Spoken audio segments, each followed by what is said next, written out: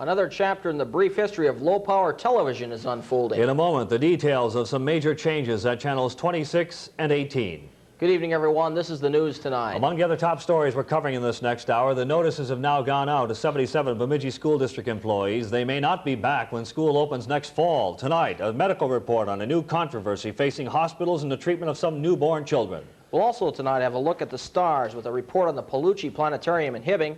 And recognize this picture? Tonight, a report on how it made its way from Beauvais to homes throughout the world. Also in this hour tonight, Tom Erickson is here with the latest in local and regional sports news. Christie Arndt live in our weather center with a report on this weekend's coming weather. And later in the hour, CNN Headline News will, of course, have the very latest in national and international news. Duke? Gary, before we get on to our top news story tonight, we're going to our sports center where Tom Erickson is now standing by live. As you know, a couple of local sports teams are involved in some major competition. Tom? Thank you very much, Duke. It is a very big and busy day in sports. So let's first talk about girls basketball. Chisholm's 24-game unbeaten streak came to an end today. Henderson down the streaks 44-36 this afternoon in the semifinal round of the Minnesota State girls basketball tournament. Both teams were undefeated going into the game, and both teams played very well. In fact, the game was tied with just over a minute remaining, but Henderson pulled it together in the final moments to claim the victory. It was truly a thriller. In hockey, the Beaver hockey team has advanced to the finals of the NCAA Division II and Division III championships. That after their 3-1 victory over Babson last night. Wendell Jellison scored 2 goals and Kurt Dade added another. The Beavers are now 35-1 on the season, and they'll meet the winner of tonight's Lowell RIT game for the national championship tomorrow night. In other hockey news, the Minnesota Duluth Bulldogs will begin play tonight in the NCAA Division I quarterfinals. The Dogs will meet Providence tonight and tomorrow night in a two-game total goal series, with the winner advancing to the Final Four in Grand Forks. This is Duluth's first appearance in the NCAA, and a little bit later we'll talk with UMD coach Mike Skorich. Dukes, that's going to do it for now, but I would like to remind you we'll have more sports a little bit later in this newscast. Thank you, Tom. Now, in the news tonight, a story that is not easy to report. Not easy at all, Duke. 15 months ago, I was employed at this station as the first the first news director for the first low-power television station in the United States. Everything we have done in these past 15 months has set a precedent. No one had any idea just what low-power television was meant to be, beyond the fact that it was meant to serve a need that some people saw as being unfulfilled by full-power television. So in a sense, we embarked upon a new frontier. This television station gained widespread national recognition both on the national television networks and in such prestigious newspapers as the Wall Street Journal and the New York Times. With over 6,000 applications for these types of stations, we became the subject of intense scrutiny by those people who were interested in investing in this bold new venture in broadcasting. Most of the comments said that low power had a bright economic future, but again, what would low power television's role be? The management of these stations decided a blend of programming and would appeal to the audience and potential advertisers, an idea that hadn't been tried before as far as we know, Duke. Well, as most of you are aware, each day we began broadcasting at 7 each morning, and until 7 each evening we won the type of programming that you have grown accustomed to over the years. But at 7 o'clock we switched to subscription television. You want to watch, you have to pay. And this is what this story is all about. Beginning on April 1st, these stations will switch to full-time subscription television. The announcement was made by the management today, saying it was apparent that economics dictated a switch to this type of service. Several other low-power stations are operating in this fashion. It seems to be working. Over the course of these last few months, we have increased our efforts to make these stations profitable. We expanded our news coverage to the point that we were starting to be recognized as a major source of information for people throughout the Northland. But it has been a costly proposition, and the return from the advertisers just wasn't there. At least not enough to support the type of programming that the management here felt should be available to the viewing public. There will be a lot more said about these stations in the next few weeks and in months, some good, some bad comments. But the comments, be what they may, will not diminish the fact that the dedication of these people involved in this type of venture exhibited throughout these past 15 months has been extraordinary. And Duke, yet another blow for steelworkers in northeastern Minnesota. So escape with us into this month's offerings of blockbuster features, entertaining concerts, family theater treats, spectacular specials, award-winning classics, adult theater delights, and much more. Pay television has it all. Make every evening a thoroughly enjoyable night at the movies. Beginning April 1st, channels 26 and 18 will begin broadcasting first-run movies, concerts, and sporting events 7 days a week, 24 hours a day for your entertainment. If you would like more information on this, please call channels 26 and 18 at 751-0526 or toll-free 1-800-432-0582. You're watching Channel 26 Bemidji, Channel 18 Grand Rapids, and Hibbing. The recent downward trend in gasoline prices was dealt a blow today by the federal government. What it means is that we'll be paying 5 cents more in taxes for a gallon of gasoline. Good evening, everyone, and welcome to the final edition of the News Tonight. Among the other top stories that we're covering during this next hour, some bad news today for northeastern Minnesota. February unemployment figures show another jump in the jobless rate. Also tonight we'll have a special report on the Iron Range taconite industry and its attempt at recovery. The State Welfare Department has discovered another error in its allocations, and we'll have a full report. And another chapter in the brief history of low-power television will be completed in less than an hour. In addition to these stories, Tom Erickson is here with sports. Christie Arndt will have a complete look at our weather. And later in the hour, of course, CNN Headline News will have the very latest in national and international news. But at the top of our news tonight, a gallon of gasoline is now 5 cents more than it was yesterday because of the new federal gas tax. This new increase at the pump is only the beginning of an upward trend in fuel prices. This week, local service stations learned that the wholesale price on gas is going up 2.5 cents. And on May 1st, another 3 cents will be added to a gallon of gas. When the new state gas tax goes into effect, it'll go up another penny in January. But as for today's federal increase, the reaction from consumers, truckers, and service station owners today was mixed. Well, I don't think it's going to make too much difference. Price of gas has been going down, and I guess there isn't much we can do about it anyhow. I think it'll hurt every trucker. But if it's, like I said, if it's for the intended purpose, so you can run a little better on the roads, then fine. If they're going to pawn it off to welfare or some other place, then I want my money back. Your feelings on the 5 cent increase, what do you think it's going to do for your business? I don't think that is going to be the major cause for any loss of consumption of gasoline. The big problem we're seeing now is the wholesale cost is rising so fast that I think it's going to make the 5 cent tax increase look small. Well, I'm not real happy about it, but I can understand that if it will create more jobs, that, that's understandable. We do need jobs in Minnesota. I feel it's too much. Way too much. Some other federal regulations went into effect on this first day of April. One affects the truckers. Starting today, the special 10% tax on big trucks and trailers went up to 12%. The other regulation affects waitresses and waiters. As of today, all restaurants and bars must report to the federal government the amount their employees are presumed to be making as tips so taxes can be paid. Waiters and waitresses will be presumed to be making 8% of their sales total in tips. The measure is designed to keep people from escaping income taxes on the tips that they earn. The unemployment figures are out for the 7-county Arrowhead region of Minnesota for February, and again, they are not good. Unemployment in the region increased 0.3% in February to 22.3%. The unemployment rate for the state in February was 10.3%. The jobless rate increased in 4 of the 7 counties in the region, with Koochiching, Cook, and Lake counties dropping slightly. Itasca County's rate went up 0.3% to 22.5%. St. Louis County rose 0.2%. Unemployment in the Duluth-Superior metro area dropped by just 0.1% in February.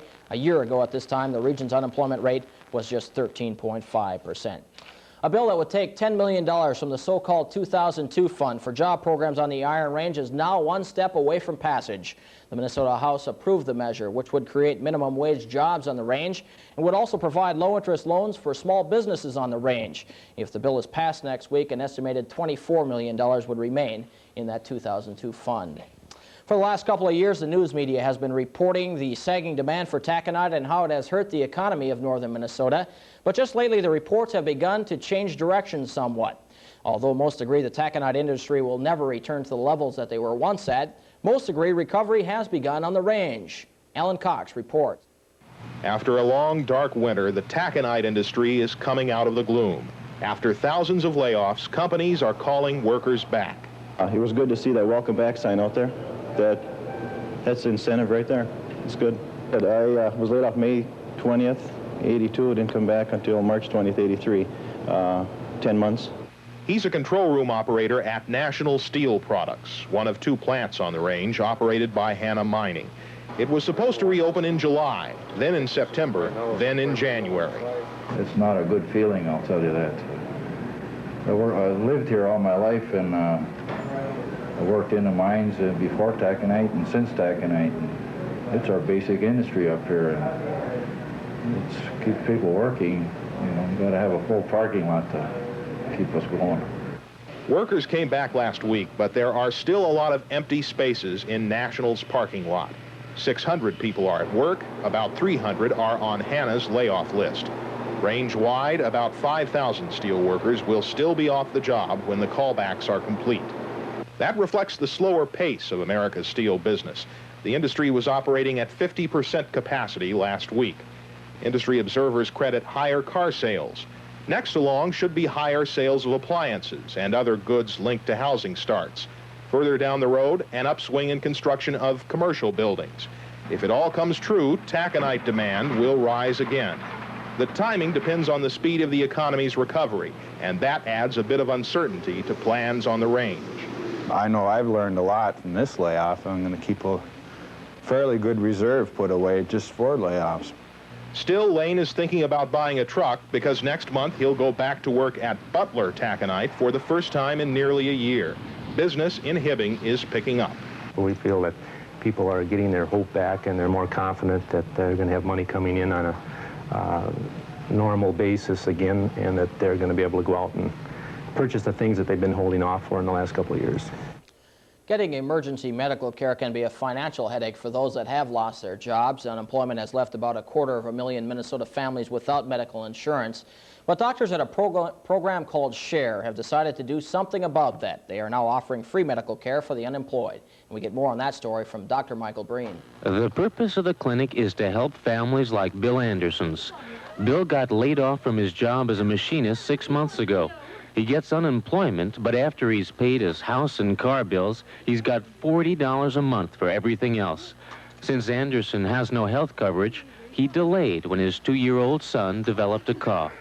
With Joshua, we waited longer than we should have to take him to the doctor in the first place. We tried the different home remedies and whatever we could do for him, you know. Joshua was later treated for pneumonia. Nobody knows how many families like the Andersons there are.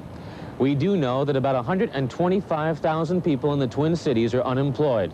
60,000 people have lost all unemployment insurance and other health benefits. Whatever the number of people who need medical help, today the first program to help those people was unveiled at the Capitol. The sponsors of the clinic are the Minnesota AFL-CIO and a local HMO.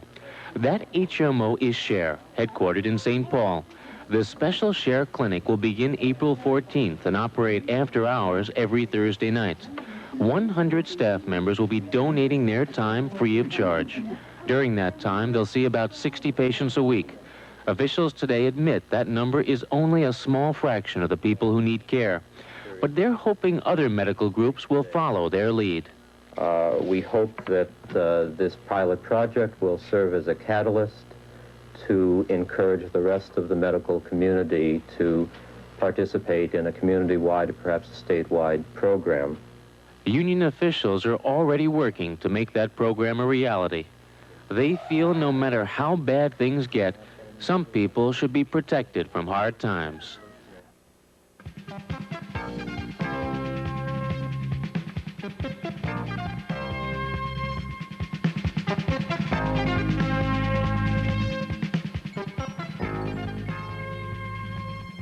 Federal investigators are sifting through the wreckage of a light plane that crashed in central Minnesota. The crash claimed the lives of a Kalispell, Montana man, his wife, and their daughter yesterday. Authorities say they were on a trip from Montana to Wisconsin when the crash occurred. An eyewitness said he saw the plane come almost straight down and strike the ground. The cause is being investigated. A former Minnesota man has been indicted in Texas in the shotgun slaying of his wife. 59-year-old Loyal Lundstrom is charged in the death of his 27-year-old wife, whose body was found at the hotel she owned and operated with her husband. Lundstrom turned himself into authorities earlier this month. He was convicted in Minnesota for killing his first wife back in 1968, but it was overturned for lack of evidence. A former Babbitt man has pleaded not guilty to charges in connection with the death of another Babbitt man in the state of Wyoming. 23-year-old Dean Beckwith was arrested last month after the death of 23-year-old Charles Ellefson, who died from a fall from a bridge. Beckwith is charged with involuntary manslaughter, and a trial date is now pending. Charges continue to pile up against Marjorie Caldwell Hagen. Now she has been accused of bigamy by a North Dakota state attorney. Mrs. Hagen is charged with marrying Walter Hagen in July of 1981 while still married to Roger Caldwell. Mrs. Hagen is awaiting trial on arson and fraud charges involving a fire at a house she owned in the Twin Cities. Several years ago, she was acquitted in the murder of her adopted mother, Elizabeth Congdon, in Duluth. The Minnesota Supreme Court has issued a ruling today that could affect settlements in divorce cases in the future. The court ruled that a pension, whether collected or not, is an asset and subject to division in a divorce case. The ruling supported the action of a lower court when it gave the former wife of a Minneapolis police officer half the value of his interest in the department pension fund. Minnesota welfare officials have revealed that more errors have been found in the allocation of social services funds. You may recall a couple of weeks ago that the welfare department announced that $4.8 million had been incorrectly allocated in 1982 and 1983. The latest development concerns similar errors made in the years 1979 through 1981. The exact dollar figure is not known at this time, but it is said to be more than $1 million and could be approaching $4 million. Mike Walzer has that story. Errors mean that 75 mostly rural counties got too much social service money, and 12, including Hennepin, Ramsey, and St. Louis, got too little. Welfare Commissioner Lynn Levine broke the news to the County Association of Social Service Administrators. He pledged the full support of his department to ease the impact of the errors. Counties that were overpaid will not be required to give the money back, but they will feel adverse effects. You're operating with a certain plan, you have so many people employed, you're providing so much service, suddenly you have to cut that back. You have to lay people off or cut the program back or cut it out entirely. Levine also revealed that the federal government is balking at giving Minnesota $3 million to enforce child support laws. That money was due tomorrow, and the 3-month cutoff would cripple counties' efforts to make more than 40,000 Minnesotans pay up on child support. The Welfare Department has alerted the state's congressional delegation in an attempt to bring pressure to stop the planned cutoff of funds, and the Attorney General's office is drawing up a temporary restraining order that, if needed, could be filed against the federal government. I'm Mike Walzer, WCCO Television News at the state capitol. A consumer warning for Bemidji area residents tonight. Beware of a telephone sales scheme which promises the buyer valuable prizes if they purchase advertising items through the mail. According to Bemidji Postmaster Karen Storms, the scam works this way. Solicitors call small businesses and tell them they have won a trip, a color TV, or a video recorder. However, before the business can receive the prize, they must first buy advertising items by mail, which are sent COD. After the company has paid for the package, they find the contents to be of inferior quality. Some have found nothing in the packages. Storm says they have received a number of complaints the last week or so. Still to come in this hour, report on 2 Minnesota men who will embark on a journey that could be life-threatening at every turn. Also, we'll conclude yet another chapter in the brief history of low-power television with a goodbye. In sports tonight, Tom Erickson will have a report on the Twins' latest effort to keep it all in the ballpark. And Christie Arndt will be here with some not-so-pleasant weather as we head into this weekend. And following these next commercial messages, CNN Headline News will have the very latest in national and international news. We'll be back later in this hour. Stay with us. This is the News Tonight, and we're in touch with the Northland.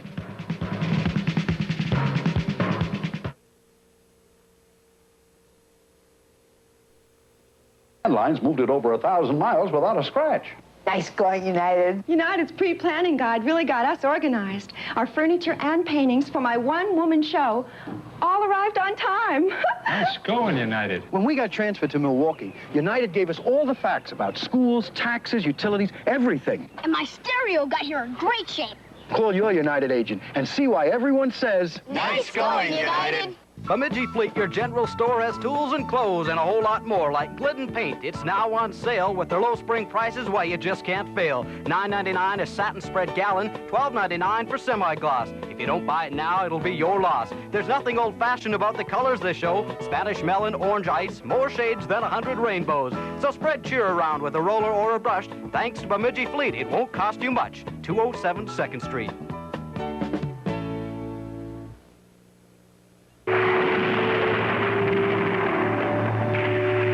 I've been witness to something of consequence to you. To me?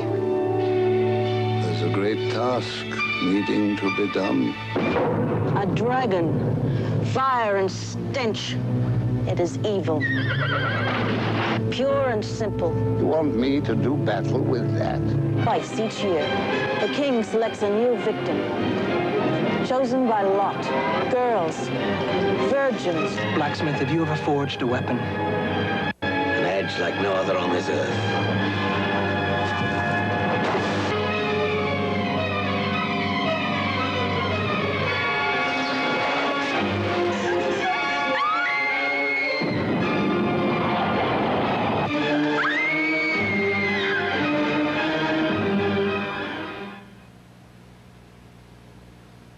A second earthquake hits Colombia. Hello, I'm Denise LeClaire. And I'm Rick Moore. The second earthquake rocked western Colombia today, less than 24 hours after the city of Popayan was devastated. Today's quake was described as being of medium intensity and struck in the area of the port of Buenaventura. There were no immediate reports of casualties. Yesterday's quake in Popayan killed an estimated 200 and left thousands homeless.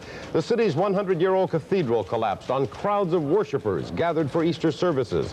Relief aid is being airlifted into Colombia, including tents and medical supplies from the U.S. Colombia's president and members of the cabinet toured the devastated area today. Thousands watched as John Paul II led a solemn service commemorating the crucifixion of Jesus Christ. It was a reenactment of Christ's procession to the cross on Mount Calvary. Jim Jenkins has more on that ceremony. It is the most somber day on the church calendar, and Pope John Paul II marked the occasion with the Via Crucis, Way of the Cross ceremony. Good Friday marks the date of Christ's crucifixion, and the solemn ceremony replicates his journey that day. After a brief opening prayer, the Pope began his symbolical journey in Christ's footsteps, beginning at the first station of the cross, where Jesus learns he is to die by crucifixion. The Pope's journey took place in the heart of ancient Rome. The first station was the ancient Colosseum, and John Paul's route took him up the Palatine Hill in the heart of Rome.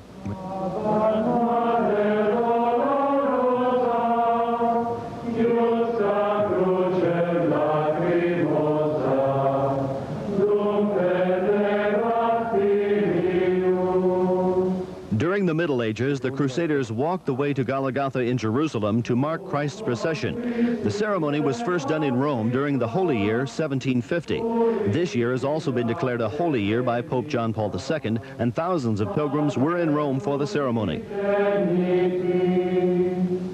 Quarta stazione. Gesù incontra sua madre. Jésus rencontre sa mère. Jesus is met by his blessed mother. The Pope, who earlier in the day donned the garb of a parish priest and heard confessions from 17 pilgrims, closed his journey at the 14th station of the cross where Jesus is buried. On Easter Sunday, the Pope celebrates resurrection services to mark the story of Christ's rising. Jim Jenkins, CNN.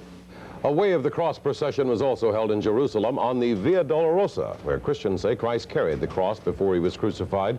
A jam of Christian pilgrims crowded the narrow and twisting street in the Arab quarter of the city. Most pilgrims carried Bibles, but some Christian Arabs carried wooden crosses in the procession. Meanwhile, in the Philippines, some worshipers shouldered crosses in a procession to their own brief crucifixion. As Richard Vaughn reports, the ceremony is part of a tradition frowned on by the Catholic Church. Each year at this time, hundreds of Filipinos reenact the events of Holy Week, leading up to the crucifixion on Good Friday. The most fanatical believers carry heavy wooden crosses, making their way slowly along the route to the site where they'll be nailed to the cross. Hundreds line the route, coming forward to beat them with whips and small sticks. The betrayal, the crucifixion, and the burial of Christ are all carried out with an authenticity and a fervor unknown in other Catholic countries. By beating their own bodies and shedding their blood, the most fervent of the country's 42 million Catholics believe they are washing away their sins and gaining special favor with God. It's a practice which is discouraged by the church authorities, but despite their disapproval, the popular ritual takes place year after year in villages throughout the Philippines. It's a custom dating back to the introduction of Christianity by Spanish missionaries 400 years ago. But despite the gory nature of these acts of self-torture, which have their roots in the 16th century, the spirit of the occasion is a festive one, at least for those on the sidelines. Many young children jeer at the cross-bearers from amongst the crowd as they take part in one of Christianity's most harrowing experiences.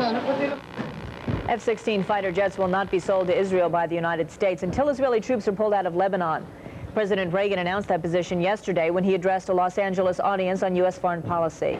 Mr. Reagan says the law prohibits the sale of the aircraft while the forces are in Lebanon. In West Germany today, about 500 anti-nuclear demonstrators marched in protest of the deployment of Pershing missiles in Europe. The marchers carried banners reading Hiroshima and Stop the NATO Arms Race. This is CNN Headline News. In England, protesters put on a massive anti-nuclear demonstration. CNN's Richard Blystone reports. It was a media event, complete with costumes, stunts, and entertainment, and the organizers made no bones about it. Their aim was to encourage more people who may share the views of the anti-nuclear lobby to come out of the closet and show it. And they were surprised by the turnout. CND claimed 80,000 along the route between Greenham Common Air Force Base and the nuclear weapons factory at Burfield, west of London. The police said 40,000, but in either case, it was one of the biggest mass protests ever seen in Britain. Demonstrators massed at Greenham Common, which is to house 96 cruise missiles out of the 572 cruises and Pershings scheduled for deployment around Europe. And they lined roads over which the mobile missiles would be trucked if it came to war, keeping on the move until the order came to fire them. Defense Secretary Michael Heseltine claimed the demonstrators were only making it harder to defend their own freedom to demonstrate. But don't believe for one moment that we will risk that freedom, our freedom as well as yours, by following you along a naive and reckless road. The human chain had a few gaps in it, but covered most of the 14 miles. The Greenham fence had no gaps, but nearly 200 protesters got over it and were escorted out again. As the demonstrators started the long trek back to their buses and cars, the organizers, much encouraged, were already planning new and bigger demonstrations. Richard Blystone, CNN, London. Back home, the unemployment rate is down slightly for the month of March. CNN's Ed Garston reports. There were a number of bright spots in the March unemployment figures. The number of unemployed declined slightly, down to 10.3% of the workforce, meaning some 11.4 million Americans who want jobs still can't find them. Most categories show declines. The biggest was for adult males, where the jobless rate stands at 9.6%. And the number of discouraged workers, those who have given up altogether, also showed a small decline. But there were some puzzles for economists, especially why was there an actual decline in the number of civilian jobs when the economy is showing signs of recovery? Well, the Labor Department says it isn't sure why, but economic forecaster Donald Radajak has his own theory. This isn't what we normally expect, but it does appear that there were more females who picked up the slack during this recession, and now that the recession is grinding down, they are dropping out. Radajak also took issue with the Chamber of Commerce prediction that the jobless rate would dip below 10% by the second half of this year. Like a number of Wall Street economists, he doesn't think the economic recovery will create enough new jobs to end double-digit unemployment before the end of 1983. Ed Garston, CNN. You're in tune with the world.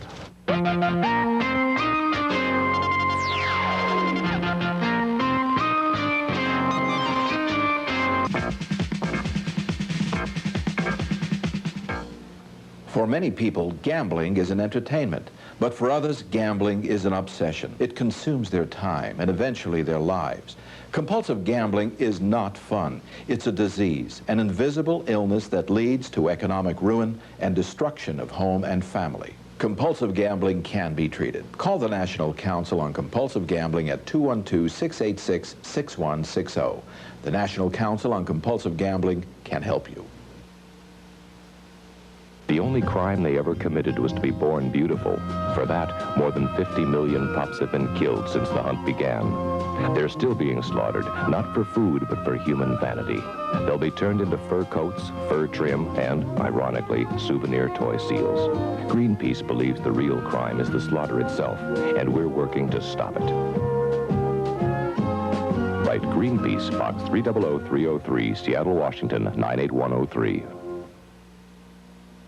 After 31 years, I still enjoy drawing Snoopy, Charlie Brown, and the rest of the Peanuts characters as much as I always did.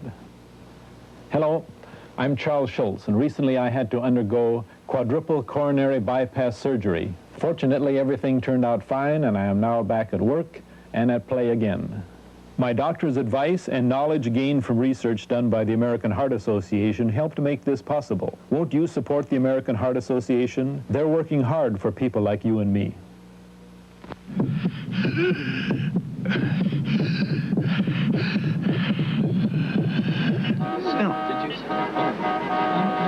What happened? Looks like a heart attack, I think. What are you doing to reduce your risk of a heart attack?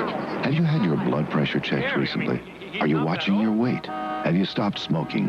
Are you getting enough exercise? Somebody get an ambulance. Learn how to take better care of your heart. Call Red Cross. We'll help. Will you? Erin Fleming can keep 2 homes and other gifts given to her by Groucho Marx. That was the ruling today of a Santa Monica judge who says Miss Fleming was a good influence on the comedian in his last years. At the same time, Judge Jacqueline Weiss denied a defense request to grant a mistrial in the Bank America case against Miss Fleming. The judge will let stand an award of nearly $500,000 against Marx's former companion. I would have been concerned if the jurors had not made the further special findings setting forth the areas upon which they based their award of compensatory damages. But now that they have done that, I'm satisfied that there is no basis for a mistrial. Feminist leader Jenny Fote has lost a request to stop her extradition to Louisiana on a 17-year-old murder charge. A Superior Court judge in Los Angeles denied the request, but stayed her return to Louisiana for 10 days to permit an appeal. Fote has been jailed since her arrest on January 11th when she was implicated by her former husband in the 1965 tire iron killing of an Argentine businessman. Teamsters Union President Roy Williams has no immediate plans to resign, although sentenced to 55 years in Chicago yesterday. Williams maintains he is innocent of charges he attempted to bribe a U.S. senator, and the ailing 67-year-old labor chief says he will appeal his bribery conviction. Famed palimony lawyer Marvin Mitchelson and his client, Sheikh Adina Al-Fassi, are reported pleased over yesterday's court action in Los Angeles. A judge ordered Sheikh Mohammed Al-Fassi to pay half his assets to his wife in a billion-dollar divorce suit. The judge says the sheikh acted without justification in defying court orders related to the case. The execution of the judgment was stayed to give Al-Fassi time to reveal his financial resources. In the Sierras, the snow is 90 feet deep in some places. That record snowpack is causing problems for people trying to live there and make a living there. Roy Stearns has more. Back in 1976, there was not enough snow here. Now in 1983, there is too much for some of the businesses here. And for those who live here, well, it has not been easy. Frank Barton and his wife Juliana took over the Little Norway restaurant a half-mile from Echo Summit 4 years ago. Today, the place sits almost unseen from Highway 50 behind towering snowbanks. And the Bartons are leaving in near financial ruin, too much snow being one reason. Business-wise, lousy. Lousy? Lousy. It's not too good because too much snow. People aren't coming up to enjoy the winter. No, they couldn't because it's too much snow. And that's too bad, but what can we do? We can't fight Mother Nature. Off Highway 50, residents drive home between canyon walls of snow 15 to 30 feet high. Then from the road, it is a struggle for many to just get to their homes. People like Vivian and Nelson Metzner, who must hike to their buried home. You have to have the snowshoes and the skis to get in. And it's a little bit uphill, which makes it a little bit of a drudge, but... We look at it as our exercise, you know, coming in. It warms us up and gets the old blood circulating, you know. It gets a little bit like a cave in here sometimes. Most of the windows are covered by snow, and we try and keep a few of them shoveled out. We have a main window that we keep shoveled out for the light. But mostly the hardship, I would say, is shoveling, keeping the snow off the roof so it doesn't come down. Cabin fever is right. Stir crazy, the whole thing, you know. My motto is, there is life after winter. When some of that snow does melt, the runoff will go straight to the flood-battered San Joaquin Valley. Already, work crews are struggling to keep the swollen rivers inside the levees and fight off more flooding. Rich Ibarra reports. All the neighbors are pitching in to help, even those who lost most of what they had in their own homes. In this case, old livestock trucks were turned into moving vans. The livestock moved the day before. Sloshing through the water, the family and helpers picked the house clean. Everything's out of their home. We pulled up the carpets, moved all the kids. Everybody's safe and sound. It's just, we've got to live with this problem at least until July. We didn't get everything out. We only took out what we wanted and left everything. What did you have to leave behind? All our our appliances, a lot of clothing, stuff like that, a lot of food. Our freezers are total loss. They're 4 foot of water. They're a total loss. Frank Endemar and his family are packing, but they're still on dry ground. The house is empty except for essentials. The U-Hauls stand outside, though, everything packed and ready to go. We took 2-hour shifts last night, just going out and patrolling around to see what was going on, and because we just had no idea. We'd never experienced anything like this, so here's a first. Okay. As soon as it comes up, you get in the U-Haul trucks, take off. You got it. Acres of wheat, oats, and alfalfa have been lost because of the flood waters. As well, irrigated pasture land is underwater now. But the biggest concern is for the vineyard and orchard crops. A little bit of country in the city is what David Hicks had in mind when he decorated a Park Lane apartment. CNN's Elsa Clinch reports from London. For centuries, Park Lane has been one of the best addresses in London. On one side of the busy street are high-rise, high-priced apartment houses and hotels. On the other side, the green fields and flowers of Hyde Park. It's an ideal combination for a family that wants to be in the heart of the city and yet enjoy the serenity of the countryside. So when London decorator David Hicks was asked to do an apartment on Park Lane, he made the most of the view of the park. David started by giving the apartment a foyer that is simple and yet important. I think you know when you go into an apartment, more than into a house, that very first impact when you open the front door is the most important of all, because that's what welcomes you home. It sets the sort of key, the sort of general note, tone of your whole way of life. David designed the living room in 3 parts, the drawing room, the dining room, and a small study. Each room opens into the other, giving a sense of space and allowing the sunlight to flood the whole area. Beige carpeting with a simple textured pattern links the 3 main rooms and heightens the feeling of continuity of space. The drawing room is the most important of the 3 rooms. The colors are light and pretty, almost those of the flowers in the park. The dining room colors are deeper than those of the living room. Raspberry walls and curtains make it a more intimate space. As a direct contrast, 18th century prints decorate the green taffeta walls of the bedroom. Because I think you know contrast in everything. A change of pace, a change of atmosphere is frightfully important. That was David Hicks. Elsa Clench, CNN, London. Stay tuned, the news continues.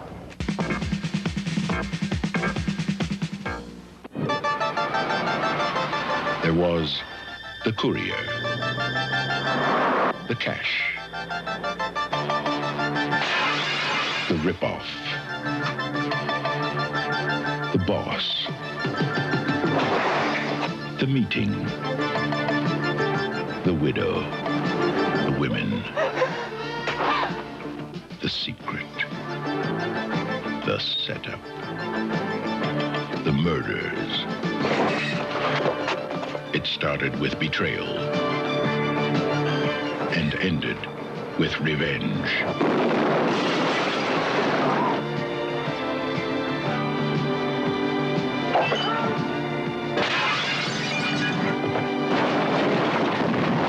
One day, 36 hours of terror. The long Good Friday.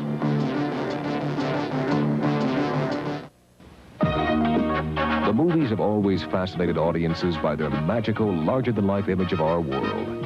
So escape with us into this month's offerings of blockbuster features, entertaining concerts, family theater treats, spectacular specials, award-winning classics, adult theater delights, and much more. Pay television has it all. Make every evening a thoroughly enjoyable night at the movies. Beginning April 1st, channels 26 and 18 will begin broadcasting first-run movies, concerts, and sporting events 7 days a week, 24 hours a day for your entertainment. If you would like more information on this, please call channels 26 and 18 at 751-0526 or toll-free 1-800-432-0582.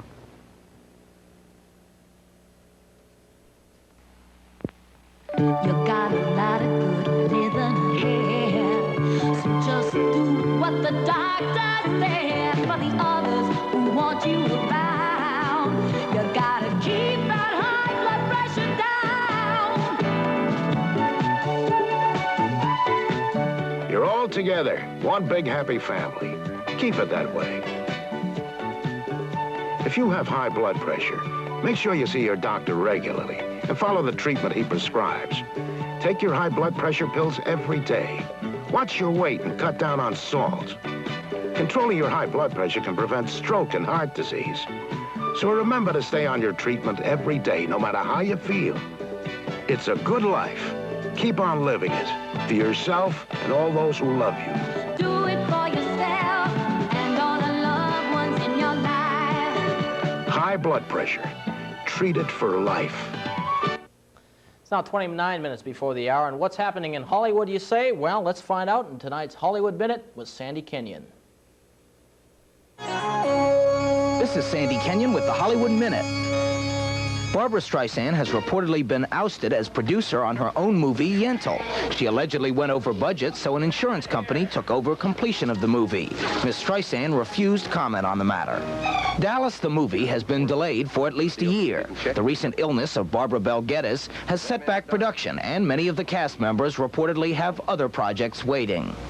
Hollywood film production is booming. 23 films have started to roll in the first 3 months of 1983, compared with only 15 a year ago. 12 more movies will start production in April. Jennifer Warnes, who won a Grammy singing the theme to An Officer and a Gentleman, will soon record another film song. This time, the tune is Nights Are Forever, the theme for Steven Spielberg's new Twilight Zone movie. This is Sandy Kenyon with the Hollywood Minute. And it's now 28 minutes before the hour, and time to check in with Christie, who's standing by in our weather center with our weekend forecast. Christie. Thanks, Gary. Well, don't be fooled by the rain you've been having throughout the day, because there is snow on its way. And in fact, there's a winter storm warning out for tonight and for tomorrow for parts of Minnesota, and that could be affecting parts of our area quite heavily. But before I tell you about that, let's first check with the computer and find out what happened across the nation throughout the day. There is rain and thunderstorms throughout a lot of the nation, from northern Mississippi up into central Illinois, and then it stretched into Iowa and went south back down to Louisiana. There was also rain from northern Texas up into southeastern Nebraska. However, as it got into the western part of Nebraska, also western South Dakota, that turned into snow. That stretched into southeastern Wyoming. And there were showers out in the Pacific Northwest, with mostly fair skies found elsewhere. Tomorrow calls for thunderstorms again to be found over parts of the nation. The South Atlantic is going to see some thunderstorms from Alabama. That's going to stretch north into Michigan and Wisconsin. Also rain again tomorrow from Missouri into Iowa. And then as it gets into Iowa again, it's going to be changing to snow, and there is snow expected over most of Minnesota throughout all of tomorrow. The Northwest will continue with their showers. Some of the colder temperatures in the mountains will cause snow to fall in the areas. Tomorrow's highs once again put Minnesota at the coldest into the 30s, and that will go over most of Iowa also. The rest of the north-central part of the nation, however, will be into the 40s. The Pacific Northwest and the Mid-Atlantic states will see temps around the 50s, while the central west coast and the southeastern part of the nation will get up into the 60s. And then, of course, the better part of the southern part of the nation will get into the 80s and into the 70s. Today we had rain and snow over all of Minnesota. That's being brought by a storm center located in Missouri, and there is a winter storm watch out for both tonight and tomorrow. That's mainly for eastern Minnesota. Tonight we can expect light snow in the north and the west, drizzle in the south. Tomorrow windy conditions will be brought by that storm center, and also snow is expected, as I said before, over most of the state of Minnesota. Right now it's cloudy over all of the state, 36 in both Bemidji and Grand Rapids, 37 in Hibbing and Virginia. It's 44 in Redwood Falls and 43 in Rochester. Bemidji tonight can expect cloudy skies with the chance of a few flurries. The low will be 25 and the winds out of the north 10 to 20 miles per hour. For tomorrow, occasional flurries still. The high will be 38, the low 25, and the winds northerly. There come the strong winds 15 to 25. Grand Rapids tonight has a 40% chance of seeing light snow. The low will be 28, the winds northeasterly 10 to 20. Tomorrow, a 50% chance of light snow. The high will be 35, the low 25, and the winds northeasterly 15 to 25 miles per hour. And Hibbing in Virginia for tonight, a 40% chance of light snow also. The low will be 28, the winds northeasterly 10 to 20. For tomorrow, 50% chance of light snow, a high of 35, low of 25, winds northeasterly 15 to 25 miles per hour. And this snow is also expected through Easter Sunday, but anyway, try to have a happy Easter. For summer fun, it's nice to know about Castle Highlands, a beautiful 18-hole golf course in the Bemidji area. It's not crowded like a lot of courses, and Castle Highlands doesn't close to have big tournaments. There's open golf every day. A men's league enjoys weekly handicap golf action with prizes and trophies. Castle Highlands offers private and group lessons that cater especially to beginners. Learn what it costs for a membership in this great family game. Castle Highlands, 10 miles north of Bemidji on Highway 71. Hi, I'm Bill Cosby, and when Sidney Poitier called me and said, let's do it again, I said, do what? He said, let's do it again. I said, what? He said, you did Uptown Saturday night, didn't you? I said, yes. He said, well, let's do it again. I said, all right. So I grew my beard, and there I am. You can take a look at me. There I am. What? What? I thought you said let's dance.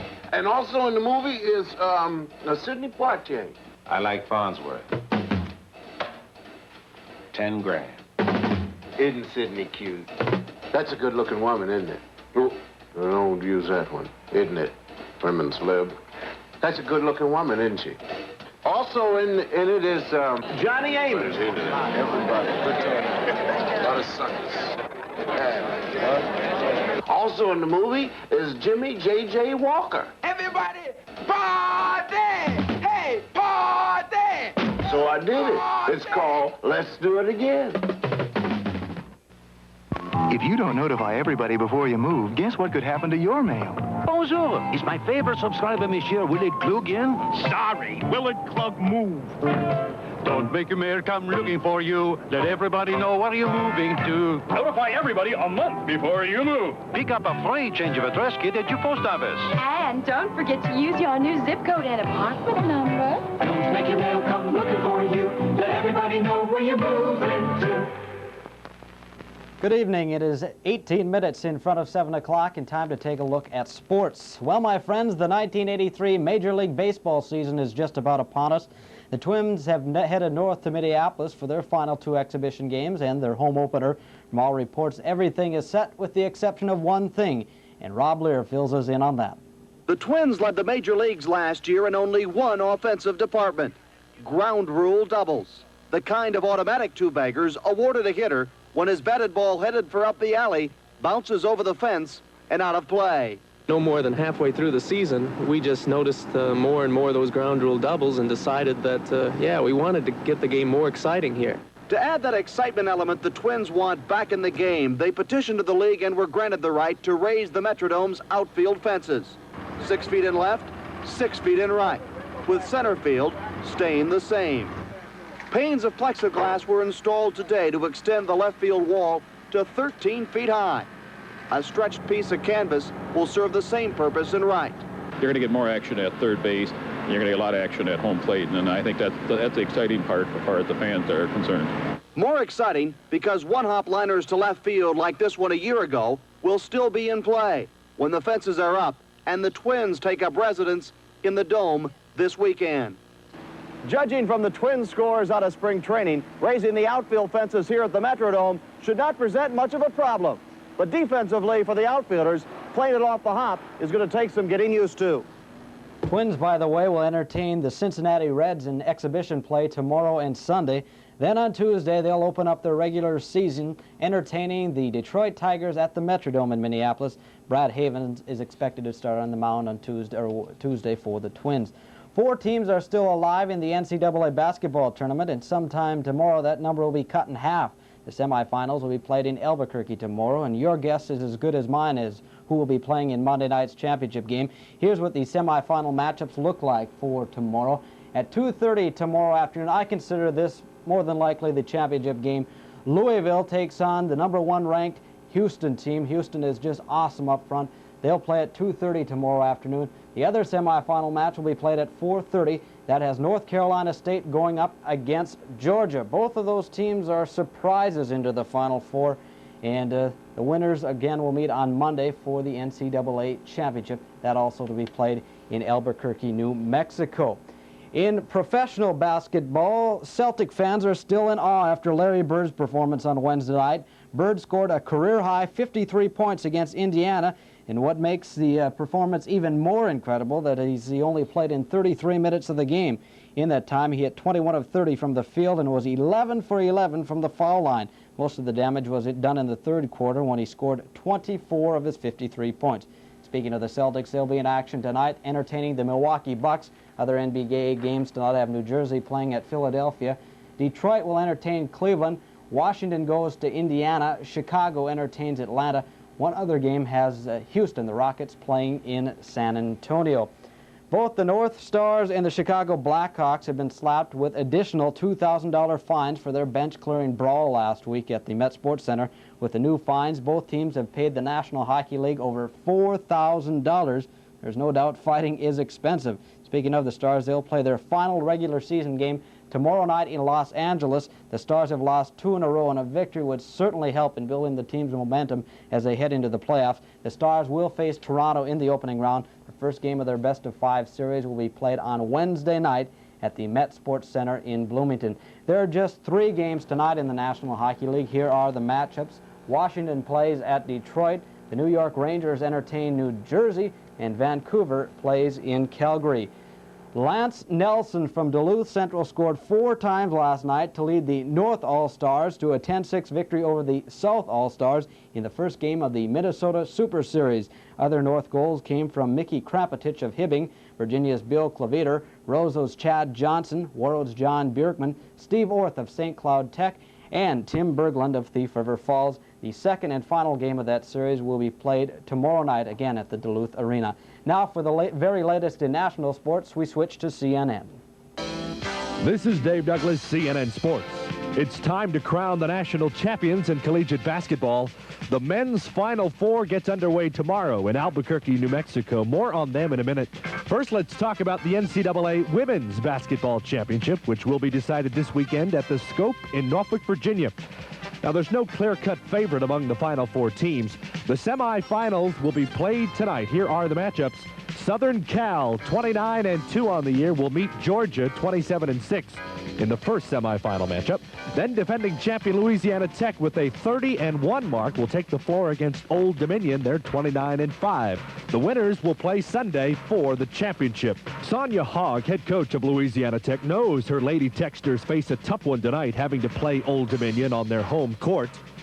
We have been on the road a good bit this year and have played against some very good teams on the road, and that's in our, that's what we have going for us is this team does seem to rise to the occasion and know how to prepare themselves for a tough road game. And hey, you can't consider that any tougher than the toughest one all year is in the Final Four.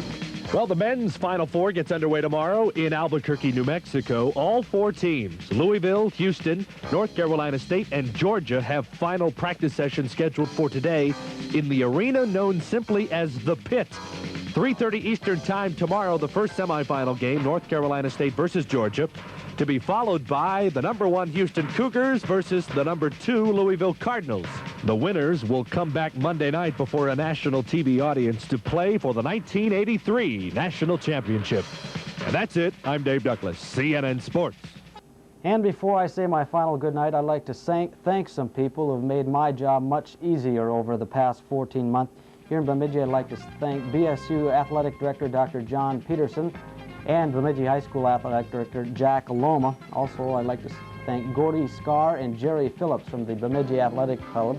And of course, my color commentators for the football and hockey season, Mike Heffernan and Chet Anderson. They both did an outstanding job. Finally, I'd like to thank the person who made this opportunity possible, Gary Schultz. Gary, it's been a pleasure working with you, and I'd like to wish you continued success. Thank you and good night. The news tonight will continue right after these commercial messages. Strength and coordination help a child to be healthy and happy. But many cannot pass a simple fitness test. 1 in 6 can't do 20 sit-ups or even 1 pull-up. They can't keep up. Don't let this happen. Your school or recreation center should tell you if your child needs help. Many have programs to improve strength and endurance. In the long run, she'll be the winner. Get this free booklet. Write Fitness, Washington, D.C. 20201. After a while, you stop giving each other your best. You never can get back what you had at first. I was never right for you, was I, George? It was like I sang all the music, but I never knew the words. This is George Dunlap. And you are? That's George Dunlap and friend. No, I'm not his friend. No, I'm his wife. What are you talking about? You were with your lady friend. Why aren't you sleeping in your own bed? Dirty think we ought to talk about it. You've been fighting again. I'm leaving. Why did Daddy leave us? Is he gonna be there? Who? Well, to our passage. How does she do it? This is my husband. Was my husband. Hello. Besides, I like her. Frank and I are doing just fine. Thank you, George. Bet you are. Are you gonna let her get a divorce? This is my house. I fixed up this house. Well, you're not at this house anymore, George. Remember, you walked out feet first. What happens to me? She doesn't want to see you, George. I want to give my kid a birthday present. Your kid doesn't want a birthday present. I loved you. God, I loved you. For summer fun, it's nice to know about Castle Highlands, a beautiful 18-hole golf course in the Bemidji area. It's not crowded like a lot of courses, and Castle Highlands doesn't close to have big tournaments. There's open golf every day. A men's league enjoys weekly handicap golf action with prizes and trophies. Castle Highlands offers private and group lessons that cater especially to beginners. Learn what it costs for a membership in this great family game. Castle Highlands, 10 miles north of Bemidji on Highway 71. Diabetic retinopathy. Diabetic retinopathy is an eye disease caused by diabetes which results in damage to the blood vessels of the eye. The longer you have diabetes, the greater the risk to your vision. Just keep your foot right. Regular medical checkups are crucial to prevent blindness. Many patients with diabetes will not develop this condition, but fortunately for those who do, we now have early methods of diagnosis and methods of treatment such as the laser.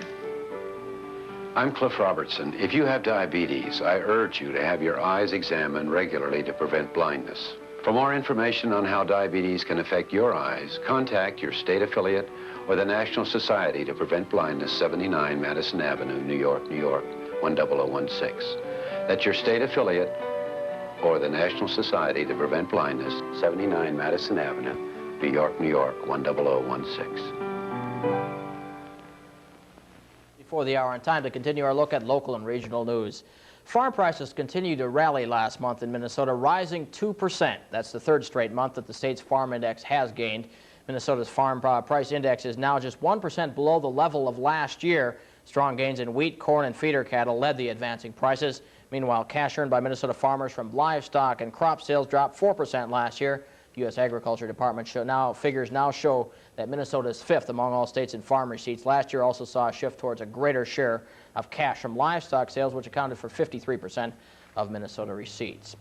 The Bemidji High School Band is gearing up for a big trip to Oregon, and to help them out, a Twin Cities band has agreed to put on a benefit concert for them. Chameleon will be at the Bemidji High School Auditorium on May 5th for the benefit concert, with all proceeds going to the Bemidji High School Band.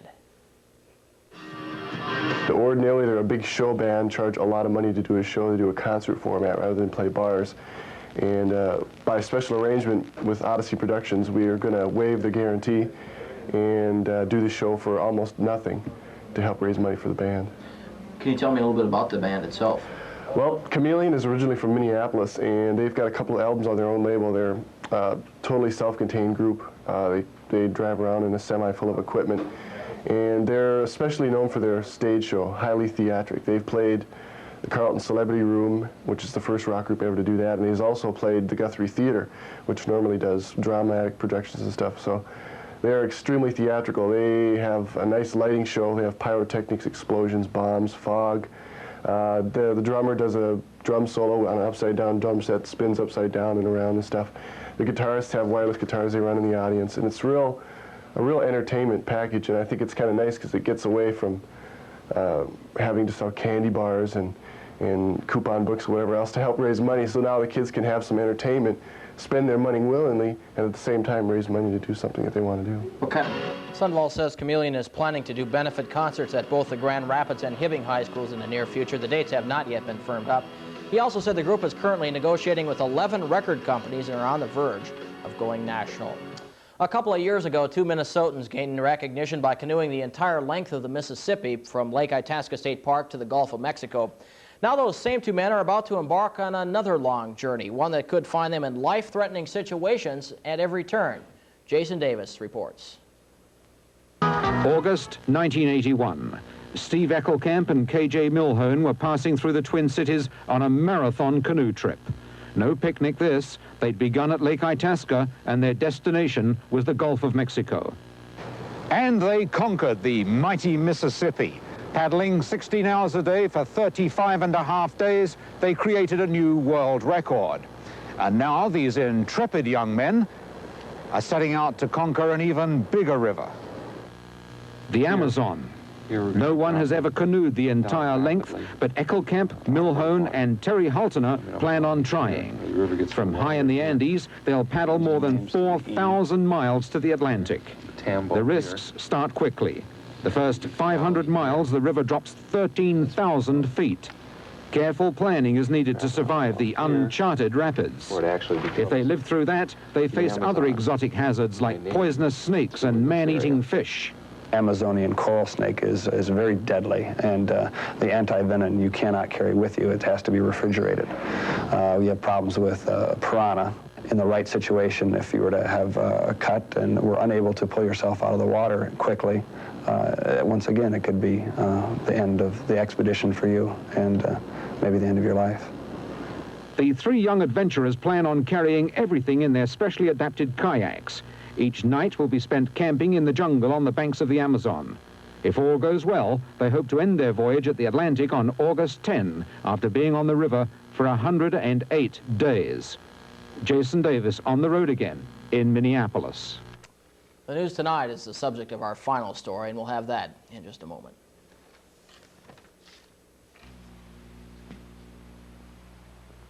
If you are one of the millions of Americans who are tending their own vegetable patch this year, you know farming takes a lot more than a green thumb. Garden chemicals work even harder than you do to keep your crop healthy and plentiful. Take a tip from the pros, our nation's professional farmers who supply the world with food. They know that pesticide safety combines attitude and action. Farmers never trust their memory for usage directions. Always read the label, follow it faithfully, using only the amount required. Farmers dress for the job and always exercise caution when using chemicals. They know pesticides should be kept in their original containers and stored in a closed area out of the reach of little farm hands. When used properly, tested and approved pesticides are as safe in your garden as they are in the fields. Professional farmers pay attention to every small detail, leaving nothing to chance. So play it like the pros, and you'll always be in control. And finally in the news tonight, As most of you know by now, this is the final edition of this 6 o'clock newscast and the end of local programming on these stations. As of 7 o'clock tonight, channels 18 and 26 will become 24-hour pay movie service. It was a decision made by the management of these stations, a decision that was no doubt hard to make, but one that was made nonetheless. It revolved around economics. The advertising support was just not there, at least not enough to support the type of programs the management felt were necessary to meet the local needs of the viewers. Furthermore, it appeared the full support of the community was not entirely there, a support that is needed if these stations are to survive. Those that have followed the progress of this, the first low-power television station in the country, have seen many changes in the 15 months the station has been on the air. All the changes aimed at trying to better serve the needs of the local community. The biggest changes came in the news department, which I am proud to say I have been a part of from the start. We expanded from a very small news operation to the point where we were starting to be recognized as a major source of information for people across the Northland. But a news commitment like this one is a very expensive proposition, one that needs the entire support of the community and its advertisers. Again, there was some support, but not enough. For those that did support us, we thank you very much. As you might imagine, the move came as a big disappointment to the entire staff and especially the news department. The people have worked extremely long, hard hours in an event to make this success, and their dedication was above that expected from any business, a feeling that echoed throughout this building today. Well, I think the last day here is kind of a sad event for everybody here. Everybody at the stations worked really hard to put on an #1 product, and it's just too bad that we can no longer give it to the community the way we should. I really feel badly about the last day, working with all my friends and everything for the last time. It's really been very nice here. It's kind of dreary and getting things wrapped up and ready to go home for a few days. So and then sort things out and see from there, I guess. I think Channel 18 and Channel 26 were really important to the Iron Range, in that most people on the Iron Range were accustomed to watching Duluth stations and getting mostly news from Duluth. And it was nice having a station come to this area and do local coverage, because the Iron Range at this time is probably one of the largest place in Minnesota with the most news. It's unemployment, the mines closing. There was a lot of news on the Iron Range during this time period, and it was an exciting place to be and a good place to work. It was something new for me. I've never really done it before. Plus, it was exciting working up here. People were friendly. There was a lot of news going on up here. And that was something new to the area, too. There was no other TV station that had been up here before, so that was different. Well, of course, I'm very sad to see it all end, and disappointed to see it end. I think what the viewers of Channel 26 and Channel 18 saw with our news was the future of television news, and that future is going to be a lot of pictures and a lot of video, and the people who were watching us were probably watching the best locally originated news show in Minnesota. It's too bad things had to turn out this way, but well, I am looking forward to keeping working on here at Channel 26 in the production department, and I hope we can make a go of this end of it from here. I've met some wonderful people. They've all been very professional, and they've all done some high-quality work, and I'm just sorry that the community didn't help support us just a little bit better. Personally, I like to say it has been indeed a pleasure to work with all the people associated with Channels 18 and 26. It would take a long time to name it all, but I thank them all very much. In specific, I'd like to say a special thank you to the entire news department. I feel that they worked the hardest in this entire venture. Reporters Joel Anderson, Candace Perry, and photographer Lee Wested of our Iron Range Bureau worked countless hours over there bringing those people their news. I thank them very much for that. In Bemidji, photographer Gary Feblowitz, sportscaster Tom Erickson, and weather person Christie Arndt also worked very hard, and their professionalism showed through in